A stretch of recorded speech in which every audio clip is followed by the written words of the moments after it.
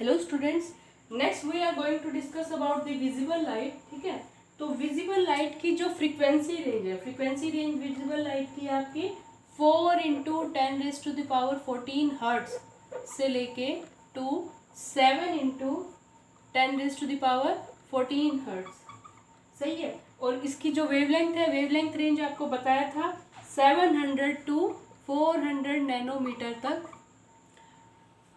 Visible light की wavelength रहती है हमारे पास. समझ लो. ठीक है, तो विजिबल लाइट को ह्यूमन आई डिटेक्ट कर सकती है. ठीक है, विजिबल लाइट का सबसे बड़ा डिटेक्टर कौन है? ह्यूमन आई. ठीक है, उसकी वजह से सराउंडिंग की चीज़ें, हमारी आसपास की चीज़ें हम इजीली देख सकते हैं. ठीक है, अब कुछ एनिमल्स जैसे स्नेक्स हैं, स्नेक किसको डिटेक्ट कर लेता है? इंफ्रारेड रेज को.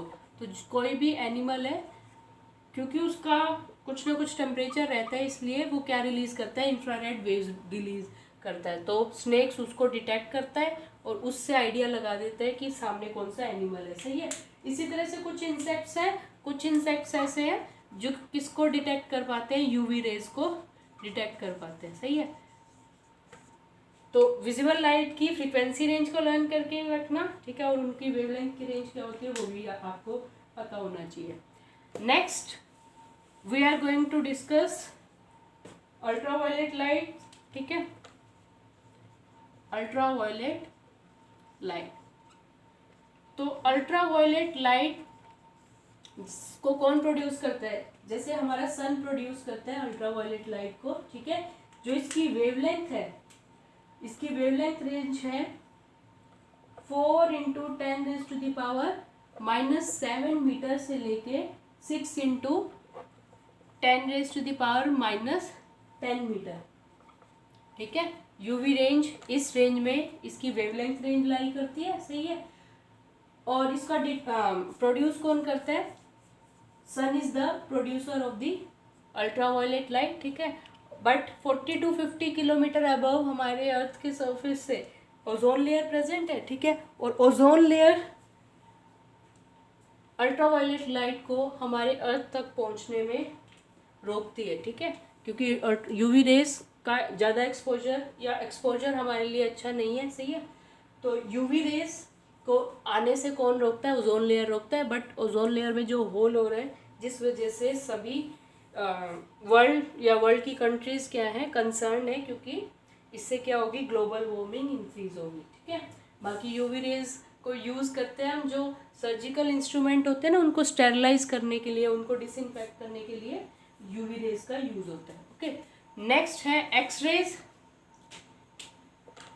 तो मेडिकल फील्ड में एक्सरेज का यूज़ होता है कि बॉडी में कोई, अगर बोन में फ्रैक्चर है या स्किन में टिश्यूज़ में कोई डैमेज हुआ है या नहीं हुआ है, तो वो हम किसकी हेल्प से फाइंड आउट कर सकते हैं? एक्सरेज की हेल्प से फाइंड आउट कर सकते हैं. समझ लो. ठीक है, इसकी जो वेवलेंथ रेंज है वो है हमारा 10⁻⁻8 to 10⁻⁻13 मीटर तक इसकी क्या है? वेवलेंथ रेंज है हमारे पास. 10⁻⁻8 मीटर से लेके 10⁻⁻13 मीटर तक. समझ रहे हो. ठीक है, तो इसको प्रोड्यूस कैसे करते हैं?